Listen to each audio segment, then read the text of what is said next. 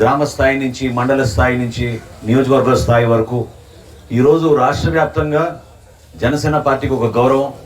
పవన్ కళ్యాణ్ గారి నాయకత్వంలో మన ప్రజల్లోకి వెళ్ళగలుగుతున్నామంటే ఎంతోమంది కష్టపడి జెండా మోసి పార్టీ కోసం ఏ మాత్రం కూడా స్వార్థం లేకుండా పనిచేసిన మన జన సైనికులు, మన వీర మహిళలు, మన నాయకత్వం, వీళ్ళందరూ కూడా ఒక కష్టమైన ప్రయాణం చేశాం. ఎందుకంటే పార్టీ నిర్మాణం ఎప్పుడు కూడా ఒక ఎలక్షన్ తోటో, ఒక రోజులోనో, ఒక సంవత్సరంలోనో పూర్తి అవ్వదు. పార్టీ నిర్మాణం చాలా కష్టమైన ప్రక్రియ.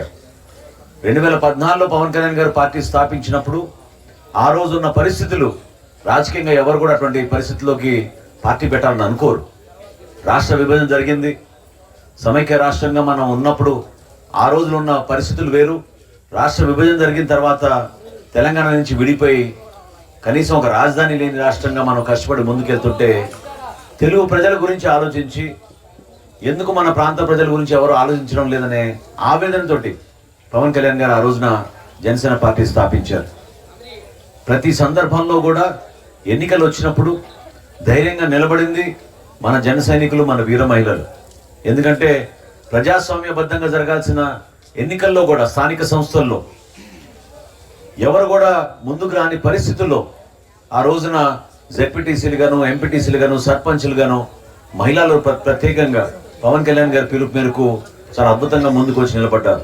అప్పుడు జెడ్పీటీసీగా మన అనురాధ గారు కూడా నిలబడ్డారు మన పార్టీ తరఫున. ఏ కార్యక్రమం చేసినా కూడా ఒక అంకిత భావంతో. కొద్దిసేపు మీరు మాట్లాడకుండా ఉంటే నేను ఉపన్యాసం చెప్పగలుగుతా. మీరు బిజీగా ఉన్నారంటే కాదు, డిస్టర్బ్ అవుతూ ఉంటుంది కదా, అందుకే నేను రిక్వెస్ట్ చేస్తాను. సో మీరందరూ కూడా ఆలోచించాల్సింది ఏంటంటే, ఒక ఎలక్షన్ వలన మార్పు రాదని మీరు అనుకుంటే చాలా పొరపాటు. ఎందుకంటే ఇదే జగన్మోహన్ రెడ్డి గారు గ్రామాలన్నీ కూడా పర్యటించి ఒక్క ఛాన్స్ అని చెప్పి ముద్దులు పెట్టుకుంటూ తిరిగి ఏ విధంగా మన రాష్ట్రానికి ఈరోజు అంధకారంలో నెట్టారో మీకు అందరికీ తెలుసు. వాస్తవంగా ఆంధ్రప్రదేశ్లో ఈ రోజున సుమారు 12 లక్షల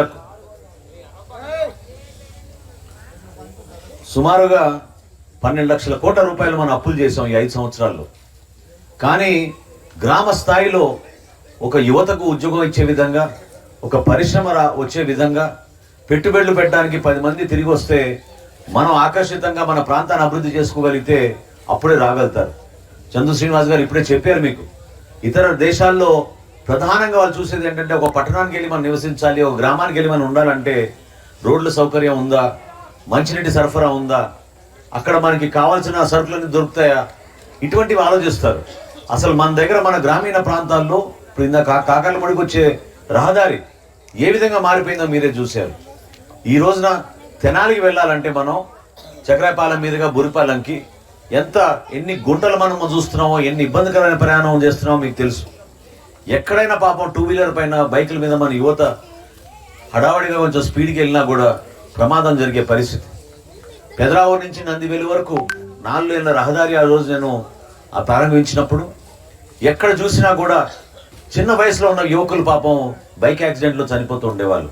అది ఈ రోజుకి కూడా చాలా ప్రాంతాల్లో కొనసాగుతూ ఉంది. ఒకసారి మీరు ఆలోచించండి. బటన్ నొక్కాను అంటే ఎంతమందికి బటన్ నొక్కగలిగాడు చెప్పండి?